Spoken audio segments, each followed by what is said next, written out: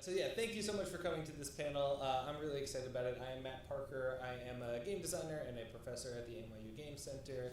I'm really honored to be able to introduce this panel and moderate this panel, which is about Games for Impact and fostering the Games for Impact community in Poland. I've been working with Games for Change now for a little bit over 10 years. Sounds like a long time when you say it out loud. One of the things that excites me the most is when we take our community and we're able to connect with other communities around the world that are doing interesting work and sort of grow the Games for Change community around the world, and that's exactly what this panel is about. The debut Games for Impact Festival was in 2018 in November in Warsaw, Poland, and it was the first Games for Impact festival of its kind in Poland. So it's great to see these new communities coming up. It's also great that Asi Barak, the chairman of the board of Games for Change, was able to attend and to give a keynote speech. And Asi was really impressed with the event. He was really impressed with the community there, that he found a tight-knit group of developers who were really driven by passion, really the kind of passion that we see in our community, and that it was really something that was inspiring to see this group of this community coming together around these type of games. So he was very excited about this. He very much wanted them to be able to come back here to Games for Change and speak about their conference, the games they're making, the developers, the attendees, what was so exciting about this. And so we have a panel of organizers and developers, and just wanted to bring that community back to New York and show you what they're all about. And we are going to do a little bit of a weird format, not the sort of Games for Change, standard Games for Change panel where it's primarily just questions and answers. We're actually going to have a lot of presentation at the meeting, so you really get to know what this festival in Poland was about and get to know what the games that they're working on and learn more about what Games for Impact in Poland is and what the future holds, what they've done in the past. And so we brought in a great group. We're really excited to have them speak. Moment of truth. The first presentation is going to be by Anna Szylar and Jakub Zgierski. So I'm going to bring them up to the podium now to give the initial presentation. So please give them a warm welcome.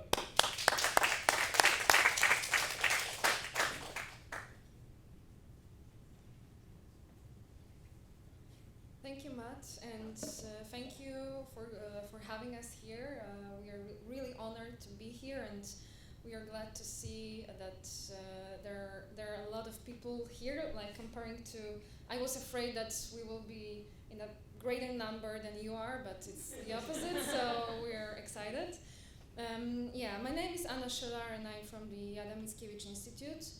I want to ask you one question before I start. Have you been to Poland?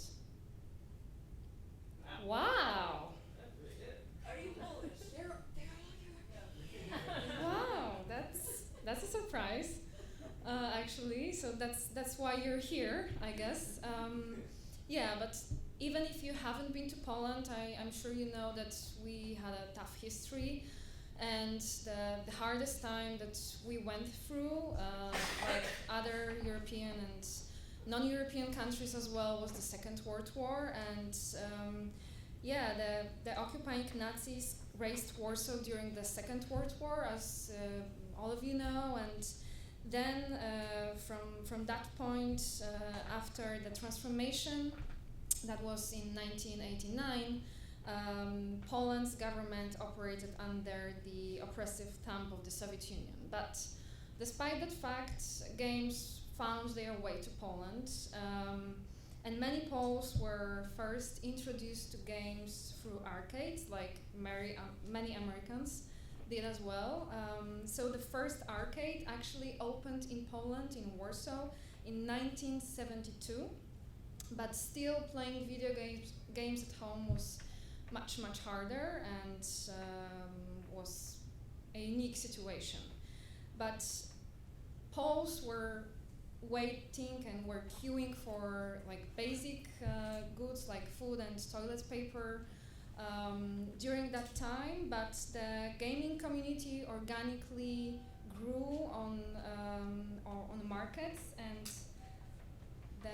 the market that you can see here actually doesn't exist now, but it was a stadium, and there was a huge bazaar where people exchanged PCs and games and met and talked about it. So it was not only Polish games, but you know, the flow and the exchange was blossoming at that time. But the sad situation was that those games that came from abroad in a great number weren't localized at that time. So as people started noticing that they are getting more and more popularity, they thought, why not localize them? And people from CD Projekt Red, which I'm sure you know from the Witcher series, decided to translate them. So they translated some of the hottest titles and noticed that they are getting popularity at that time, and the money they made from those games, they started doing their own, and with a great input of Techland or People Can Fly, so the game studios that you also might know, the Polish game dev started to develop very fast. So now we have 400 studios in Poland developing games, over 6,000 people working at that, and many new titles being released every year. So, having had to skip 30 years of Polish game development, I will just say and comment this slide that the Polish game dev is now worth around $500 million USD, and the most significant income comes from PC games and consoles, as well as mobile games, as you see on this graph. And now I will pass it to Jakub, who will tell you more about socially engaged games and how they fit in this landscape. Hi, thanks for coming on. The Games for Change community started in Poland around 2014 with this war of mine, which I'm sure you're all familiar with. It's a game that won more than 100 awards worldwide, and also won Best Gameplay Award at Games for Change the year it was released. It's a survival game in which you play as a civilian trying to preserve his life and dignity at times of war. Apart from critical acclaim, the game also was a huge commercial success, selling more than 5 million copies worldwide. As you can imagine, this story inspired our developers to follow in their footsteps. And a most recent and notable example would be My Memory of Us, a game you can play in the cafeteria because it is nominated for the most significant impact award this year. It's also a story about war. It's a bold attempt to use fairy tale tropes to tell a story of Second World War in Poland through the eyes of children. But not all Polish games are about war and history, though. This one, for example, called Fantastic Fetus. It's well, maybe it is about war in a certain way, but more of a cultural one. You might call it a protest game. It's meant as a commentary on a proposed bill in Poland, which would effectively make any kind of abortion illegal in Poland. And this bill sparked massive protests and outrage, and the game expresses this outrage in the form of a Tamagotchi-style pregnancy simulator. Two other examples I'd like to briefly mention are Indigo. It's a game about depression, also made by Ola Jarosz, artist behind Fantastic Fetus. And also Liberated. It's a playable dystopian graphic novel by Atomic Wolf Studios. It's about a future in which technology turned against humanity, and it's scheduled to arrive this year. You'll get to know 2 more games in a minute, presented by artists themselves. But still, this is all just a small sample of what's going on in Poland right now. And we're obviously seeing a growing trend. And that's why we decided that it's high time to create a platform for these games. And it's called Games for Impact. It's a festival that happened in November last year, the first edition. And by we, I mean a National Film Archive Audiovisual Institute in Warsaw, which is a mouthful, I know, so FINA for short. And it's a big government agency responsible for fostering audiovisual culture in Poland. And we made Games for Impact with our partners at Indie Games Poland Foundation, which is a major gaming industry organization in Poland. And together we organized the first edition of Games for Impact Warsaw, obviously drawing inspiration from Games for Change. I actually have been to New York last year, and I've met Susanna Pollock and Asif Khan, and surprisingly they chose to trust a random Polish guy, and they decided to partner with us for Games for Impact. And was it not for their support and brand recognition, we probably wouldn't be able to pull it off. So thank you, Games for Change. We also couldn't have done it without the Polish Ministry of Culture, which covered all of the expenses, amounting to, that might be interesting to you, $25,000. This is the whole budget of the festival. And here is a small glimpse of what the event actually looked like.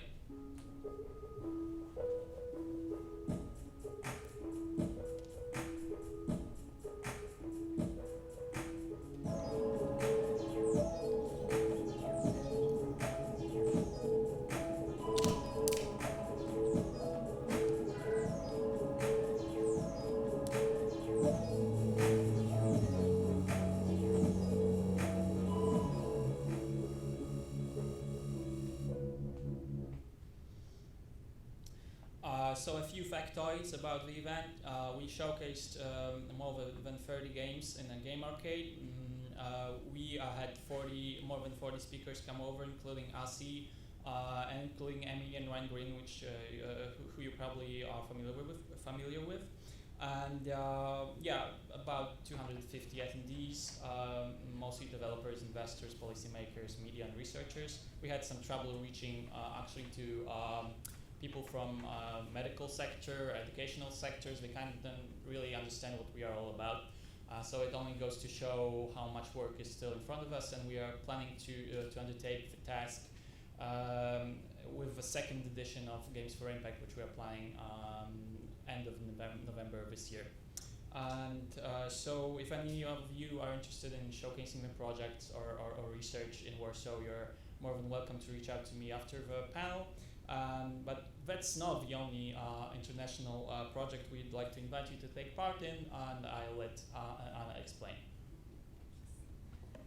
Yeah, I'll try to be quick because there is not much time left. But I will tell you a little bit about the program I'm running, the Digital Cultures program. So the Adam Mickiewicz Institute is a government agency responsible for fostering international recognition of Polish arts and culture. So we operate similarly to British Council with two differences. We don't teach Polish, and we have only one headquarters in Poland, in Warsaw. And we are covering every genre of culture and arts, and digital culture is one of them, and I'm responsible for it since 2015.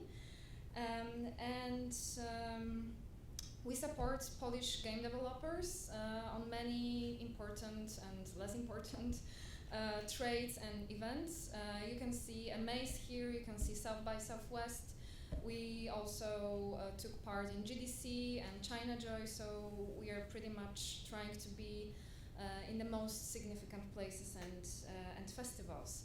And The project I want to tell you is the conference. It's the Digital Cultures Conference that's held in Warsaw in September. The dates are 26th and 27th of September this year. We believe that, as here, networking, inspiration, and knowledge exchange is very important. So we are trying to bring as many speakers as possible. It's an international event, and you're highly welcome. And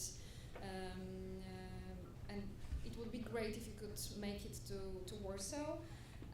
And actually, I have 10 free passes, so almost all of you will get them for the Games for Change community. So please approach me after the presentation, and I will give you free accreditation.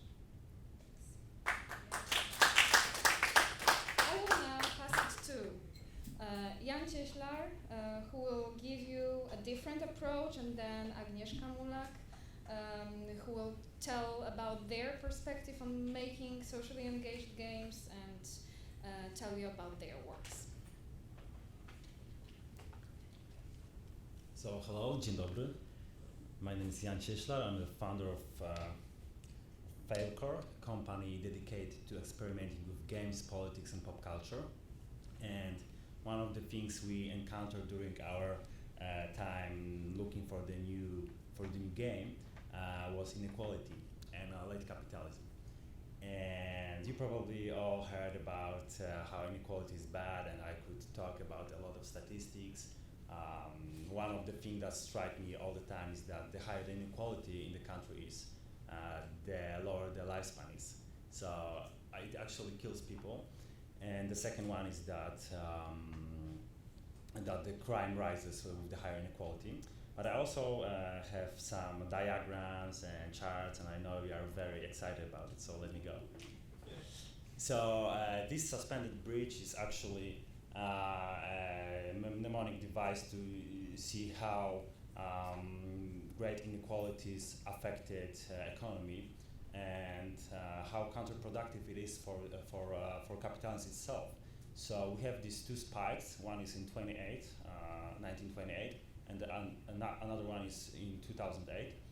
And this was the two biggest spikes of inequality in the 20th century. And what we can see is that after a big spike, there comes a recession. So actually, after the 28th, the Great Depression came, followed by the Great Prosperity with great marginal tax rates and things that are impossible in the political climate right now. But then another one, the one that actually all of us, experienced, was in 2008, and then the housing bubble burst, and the Great Recession came. And it went down, now it went up again, and I wonder what will happen now, because we have the highest inequality in the century. And another statistic that that is very interesting, because Oxfam does it every year, is to count how many people, if you cut the population of the world in half, and if you take the poorer half, it will be around 4 billion people right now. So how many richest people will have the same amount of money? So now I'll present you a group of 8 multicultural, multiracial men and women of all ages. Said the white man. And it was like 20 people last year, and now it's only 8, so it's getting more and more divided. And I could talk about the world, I could talk about America, but I'm coming from Poland, so if you take a look at that, Poland has actually the highest inequality in the whole Europe right now. So it's a thing that affects us all greatly. So we decided to make a game about it. Do you want to see the trailer? Yes, no? Okay. Let's go. Invisible hand, a term created by the economist Adam Smith in the 18th century. Some believe it's a natural force that regulates the free market without the help of governments. I want to buy, you want to sell. All balance. Everyone gets to eat their fucking happy meal. Once upon a time, capitalism was great, right? The invisible hand made cake with your mum in the kitchen. Nice hand. Helping hand. But the cold hard reality. The invisible hand has grown into an invisible fist and is on the rampage. We have the highest inequality in a century.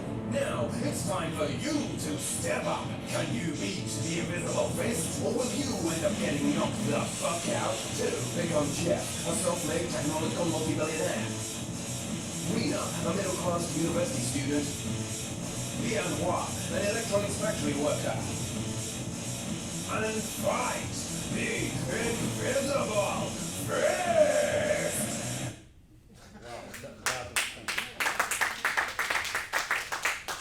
I'm sorry that was very loud, but we didn't do the full check before, so that's on me. So the game is basically a dark comedy card game about fighting the invisible hand of the free market, and you can become one of three characters. You can become Jeff, multi-billionaire, on his yacht on this picture, and Rena, who is like a middle-class student with student debt, typical for America. And Dianhua, an immigrant who tried to make her way by working in a factory. So the player can choose from three different sets of cards. Work cards basically deal damage to the hand and let you earn money. Relax cards cost money, but they can help you with the stress that comes from working. And sleep help you regain your health. So the stress mechanic was something that we heavily took from Darkest Dungeon, but we felt it's so it should be in the game about capitalism and how it affects our health. So if you don't relax enough, you can get depressed, you can get anxiety, or you can get suicidal thoughts, and it all affects the gameplay. So it was really something that came top down from observation of people living in capitalism, but affected the whole game. And Invisible Fist contains a lot of stories of different people. So, for example, Dianhua has this great goal of taking part in an American Top Talent because she's crazy talented singer, but it can be hard to, exercise your vocals if you work 16 hours a day, right? So we also tackled topics of that's her friend actually, of drugs and how people try to understimulate themselves from all the things that they do every day. Yeah, so there's a cheerful resignation in the game sometimes, and that's Invisible Fist. I wouldn't do myself if I didn't sell it to you. So. If you want, actually we will have a discount in a few days, but I will also like to give you codes if you approach me and we can talk, and I will happily give it to you. And that's the game. Making any game is hard, I believe. Making games for change can be borderline impossible, and but we had a lot of help. We had help from an investor, so venture capital came and help us make a game about capitalism, which is very critical, which was nice, to fight with their own money. And thanks to the foundation, Indigo Poland Foundation that Anya told about, we were able to go to the MA's Festival in Berlin. If you haven't been, that's a great place if you like this festival here. Another one was GDC, and it was really great that we could. It's obviously something that we couldn't afford going by ourselves, but with the help of organizations from Anya, from Kuba, from Indigo Foundation, we were able to take part in them. So I will end on a note that if you want to make games for change, it's really helpful. Actually, it's extremely helpful if you have the help of governmental organizations. If you have the help of private equity and private investors who help people like my team and myself who are crazy and just want to throw out all their careers to make a game for change. So thank you for that, and enjoy the next presentation.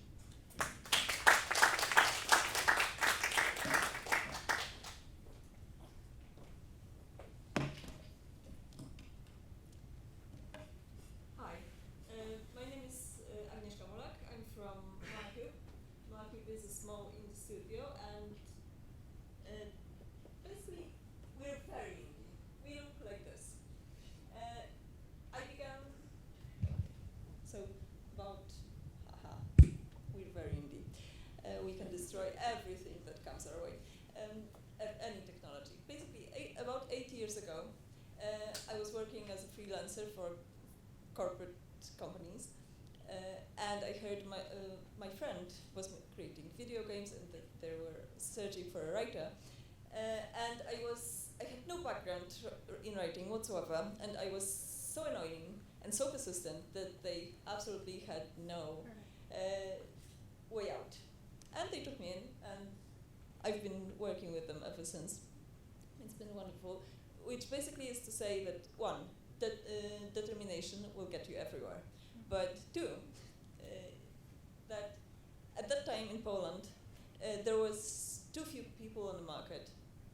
Companies were appearing, loads of them, and you could get in very easily. Since then, the first game, and for us, for us it was obvious that a good game, a good design, would have to be responsible design. So the first game we all did was a retelling of a Cinderella story. Now it's obvious that every fairy tale should, be diverse and take gender equality into consideration. Then it wasn't that obvious in our game. You can kill the stepmother, kill the prince, do whatever you want. You can, you have full agency, and we're not going to judge you based on the choices you make in the game. But basically, studios grow. Ania said that Polish companies become more and more successful, have more and more money. We have made a very conscious decision not to do that. And while other companies hire, we do this, basically. This is us posting on Facebook that we're friends and we're having fun and we're designing responsibly. This is us actually kissing postcards to our players and sending them because we love them and we love the fact that they communicate and give us feedback about equality. So we're different. This decision will probably at some point bite us in the ass, but we are learning a lot from this. Anyway. So now, we wanted more. We wanted more responsible design. And I'm always astounded when people say this is games for change. No, this is something we all should be doing. And it's obvious. First of all, because it's good for the societies, and second of all, because it's good for the games we make. They become more and more interesting. Why it's obvious for us? Basically, of the two writers that we have, one is Hubert. You can see him at the top of the stairs there. And he's, apart from writing with us, he's president of the Love Does Not Exclude Association, fighting for marriage equality in Poland. The second writer, that's me. I'm doing Ph.D. research at Warsaw University, trying to determine what would have to happen for the contact with characters in games to reduce your prejudice and not to increase them, and what would have to happen for the diversity in games to reduce prejudice and not increase them. And no, it's not about violence. And spoiler alert, it's like putting elves in the games and putting vampires in the games is not enough to say that you have a diverse society and that prejudice would be reduced after playing the game. But I digress. We made a game. We wanted to be as good and as diverse as possible. We called it Solstice. We were not as original as we thought because we had this city run by the bankers. Every single person in the city has signed a compact. So effectively becoming a slave, compacts are obscured, but we wanted to create a game with no right or wrong, with no easy choices, and where the system wouldn't be easy to be evaluated, right? So, the city is the main character, and the system perpetuates and exists because people agree to it, because they don't rebel, because it's easier to accept than to do something about it. And people at the top, the ones that are supposed to run the city, are enslaved just as well. They gain power over others, but they do not gain freedom. Right? Apart from that, of course, we wanted to make every choice morally grey, and so that none of the choices would be, there wouldn't be good choices and bad choices. What came out is we have a game where each of the choices is bad. It works wonderfully, obviously, and our players were not amused. But there you go. Something we've learned from it. We have tried to make the society of the game as diverse as possible. And so here you go. Two main playable characters. You play both of them, not one of them. One is the doctor here, very outspoken. He's gay, and you get to romance the chief of the guard if you feel so inclined. And very fun-loving person. There is our main female protagonist. She's no fun at all. She's very serious. We wanted the characters not to be white. We wanted the characters not to be obvious. And obviously what happened is we figured very fast that it's difficult to escape from stereotypes. Especially difficult because we are living in Poland, in a society so homogeneous that if Poland was a food, we would probably be a pudding, right? So we wanted a very diverse society. And what actually helped us, two things made it possible for us, not to, perish somewhere with this goal in mind. One, people that played our game and gave us feedback and told us very politely, no, what you did was insensitive here and here. And we listened, and it was wonderful. And the second thing that actually made it possible, so good design is responsible design, and they feed each other, right? So the sole fact that we were trying to do complex characters saved us a little bit, because these are just some of the characters that appear in our game. So we have an older couple, obviously they don't look as old as we wanted them to, but in the game they're both retiring, they romance each other. But here you have Jakona. She's this very young person. She's one of the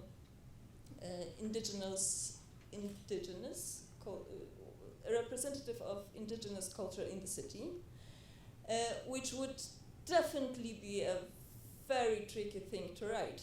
But she's also a young person defying everything she knew up till this point. She's rebelling.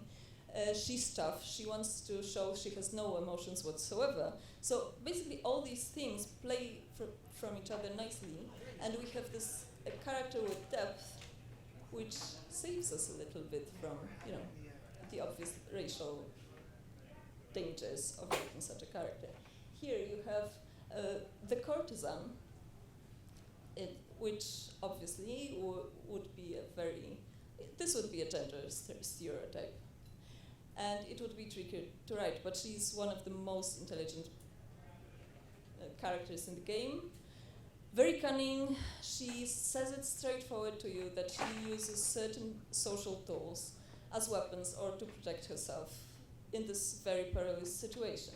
So again, creating characters that have depth gives you a chance not to fall into the pitfall stereotypes. And but it was difficult, and we have failed many times.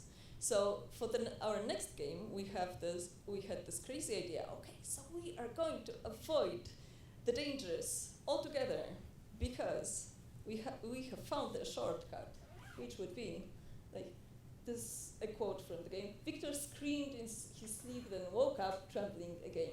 We tried getting him drunk. We went as far as to talk about feelings, which just made everyone uncomfortable. Nothing worked. So basically the idea is that we can say almost anything. As long as we are sticking to comedy, we can say some very, very unpopular things because we are straightforward about what we want to make fun of. Turns out not as easy as you might think. Turns out you need to be even more aware, I think, when you're writing comedy than when you're just writing fantasy. So, I guess the main thing I want to leave you with is good design and responsible design are one and the same. And thank you, Games for Change, for letting me say that here, because I think we're forgetting that Games for Change is something that should be obvious to everyone. It's hard to do. The more homogeneous the society, the harder it is, but it should be obvious and common. Thank you.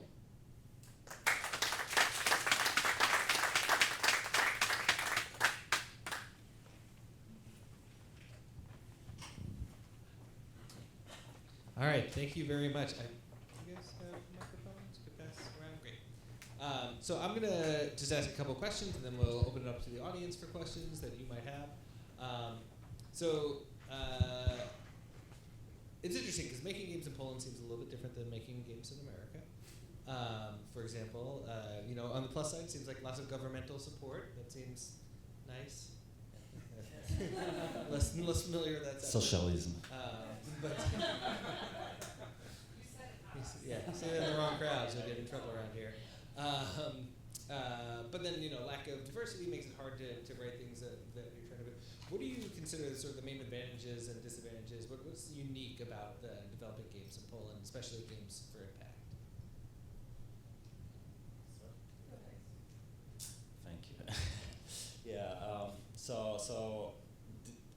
Whenever I hear this question, I always feel like, okay, but we have the same problems as, for example, US or any other market. Yeah, we have crunch, we have overworking people, we have sexism, and we try to manage around that. But what I feel is great about Poland is that we are still a developing country in many means, and it means that we can still change a lot, And I can see that whenever CD Projekt Red gets bashed for the transphobia or for overworking culture, they'll rebound, they'll try to make things better. At least they say that, but it's a big sign already. So I think that we are in a melting pot, and that's great because we don't know what will actually happen in a few years. Well, actually, Anya said that the game developers, the companies are growing, right? So we actually have 400 game development companies in Poland right now. And Poland, just to give you an estimate of what that means, Poland has the population size of California. About this. 36 million? Yeah, California is 39, right? Something, if I'm not mistaken. And in California, there were 800 game development companies, obviously way larger, right? But we have half of what is in the most, the next one would be Washington with, I don't know, 600. So it's really a lot per person.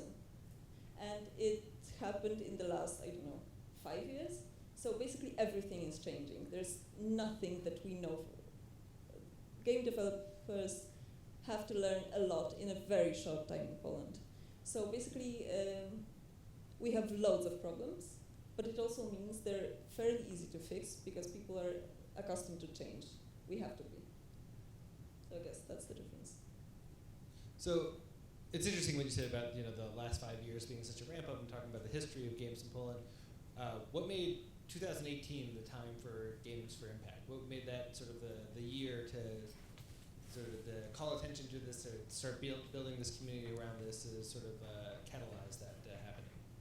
the time was nigh. We just saw such a surge, such a lot of games that tackle difficult topics, and they all kind of came out in the same moment. And the main problem we are tackling with is that audiences and the media generally don't think about games as something serious. That's probably like 15 years behind in the US, right? I mean, we're there, and we're trying to kind of bring the message across that games can do good, and we did one edition of the festival, and it's obviously not enough. We faced many walls, especially as I mentioned. We had a lot of trouble reaching out to medical industry or educational industry. Like, it's still not kind of connecting. So yeah, we now have examples to show that we have evidence that games that it's not like an American or Western European thing imported to Poland. It's happening in Poland as well. So we need to acknowledge it, and we need to kind of make make the message louder. So that's it, I guess. I do want to leave. Actually, okay. So yeah, questions from the audience then. I guess if we, I don't want to completely cut the audience out if we don't. Yes, sit up and ask it. Hi, I come from Audiovisual, so I'm super thrilled to see fellow Europeans here today. I wanted to ask a very European question, therefore, which is like, so do you see in the works that you've done specific challenges that were there because it's Poland as compared to like other maybe stories you heard from other countries in your own homes? So I'll repeat the question for the audience and for the video. Basically, a European question from a European about what challenges do you think are specific to Poland versus other European countries? What makes these challenges different from other parts of Europe? Do you mean games? Game development? Like in, I don't know, game funding or making a game, some audiences and So yeah. Do you want to say something? Go ahead. Very different studios here, so. Yeah. So when it comes to business, actually Poland is great. I feel that there is a longing from investors for another CD Projekt Red or 11 bits, because we already have these big studios that do very well, and because we are not as developed as other countries on the West, it's probably easier for them. So yeah, if you are a small studio, there's a big chance you can get financing. Even for a game so counterculture as mine, for example, which I don't think would be that easy, for example, in the States. And I guess it's the main way to make games right now, which, like, I'm not complaining. Poland's a great place to create games right now. Like, if you want to make a game and sell it, come to Poland. But like, if you don't want to take that route of being a company and growing as fast as you can, so that you, in order to create as much revenue as fast as possible, and you just want to stay indie and do quirky things like research or social change, very unpopular and very unpopular things that do not bring as much money as they should. Well, Poland might not be the place for you. In general, are you from France? I'm sorry, I'm judging by the accent, right? So you would probably be better off where you are right now. I'm assuming. Come to Poland anyway. Don't worry, don't listen It's close. Come. So one more question? I wanted to add something if I can. A perspective of a government agency. So when I was trying to build a program for game developers, like to support them abroad in my institution, I was struggling a lot because, you know, we support visual artists, musicians, and we organize a lot of events, but at that time, in 2015, we didn't support video game developers. And I went to my director and I said, I think we have to do this, there is no other way. And he wasn't convinced, like, you know, this discussion, whether it's culture or not, is still an important discussion, and still for not every person it's obvious. So when I convinced him and we established this program, I'm still struggling to continue this every year because we work on an annual budget and our directors change because we are a government agency. So I would say that the biggest challenge for me is the fear of the lack of the continuity and the fact that you have to really push it still. I have a question on that actually also from you. Where would you see this community, this event go in the coming years? Like what's the future you would like to see from Well, actually, I think we are still to like have a proper Games for Impact where we realize all of our goals. We have our goals are for one, you know, putting the message across to the general audience about games and kind of to make it come back to our directors and kind of convince them and have this loop of kind of excitement about Games for Change. And the other goal is to have a dialogue between game developers and specialists and experts in different fields so that they can meet and kind of you know, break the walls of industries and silos, because that's what you need if you want to make a game for change. So actually we're just trying to make it better. We don't have ambitions of making it more international or bigger or whatever. We're just trying to kind of foster dialogue in Poland, and once kind of that stage is behind us, we can think forward. But I think it's still a couple of years before we actually do what we're supposed to do with this event as it is now. That's all the time we have. Sorry, if you have more questions, feel free to come up and talk to the panel afterwards. Thank you so much for coming out, and thank you so much to our panelists. Thank you for having us. Thank you.